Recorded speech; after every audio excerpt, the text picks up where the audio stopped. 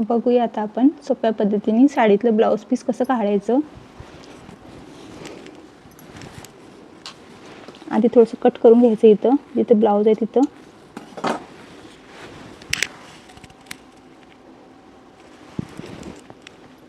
तिथे बघून 1 इंच अर्धा इंच कट मारून घ्यायचं।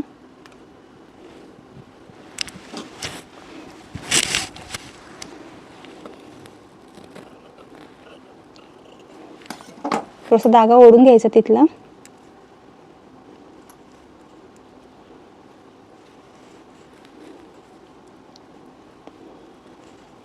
बघा इथं आपण सरळ कट केली आहे, तर इथं हिच्यात जर तिक्कस अशीने साडी तिथपर्यंत जाईन ते असं धागा काढून ओढून नाही बघायचं। जेवढा धागा ओढला जाईल तेवढं कट करून घ्यायचं असं।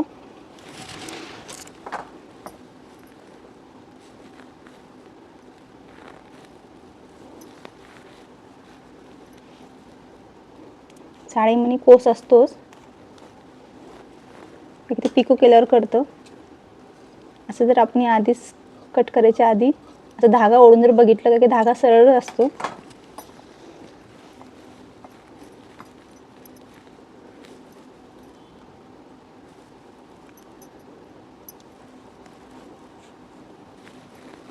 बघू शकता इथे सरळ जातोय धागा।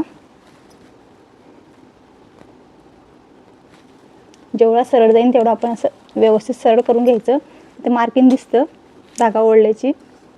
धागा ओढल्यानंतर जेवढा आपण धागा ओढलेला आहे तेवढं असं कट करून घ्यायचं व्यवस्थित। कट केल्यानंतर परत थोडासा धागा आपण ओढून घ्यायचं।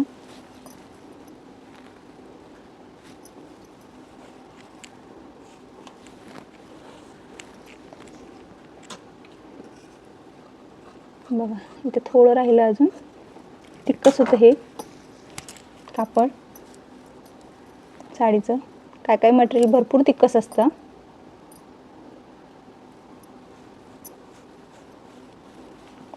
बघा इथे शेवटपर्यंत ओढलेलं आहे आपण।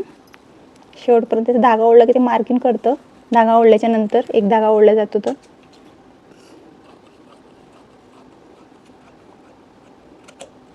बघा किती सोप्या पद्धतीने आपण ब्लाऊज पीस काढलेला आहे।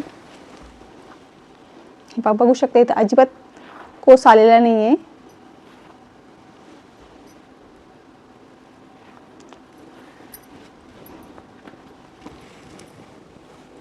बघू शकता इथे सरळ पिको करताना व्यवस्थित पिको होणार, नाही तर इथं ओढलं जातं तर वरच्या बाजूला क्रॉस जाते ते साडी, तर पिको पण क्रॉस होतो। मग आपण साडी अशी जर वेअर करायला पकडली तर ते अशी खाली वेगळं बाजू जातं। आता हे सरळ येणार आहे। बघा तुम्हाला आजचा व्हिडिओ जर आवडला तर प्लीज लाईक करा, शेअर करा आणि कमेंट करायला विसरू नका। असेच मी नवीन नवीन टिप्स तुमच्याकरता घेऊन येणार आहे।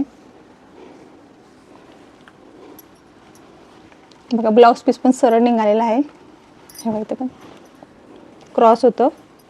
बघू शकता इथे सरळ काढलेलं आहे आपण ब्लाऊज पीस।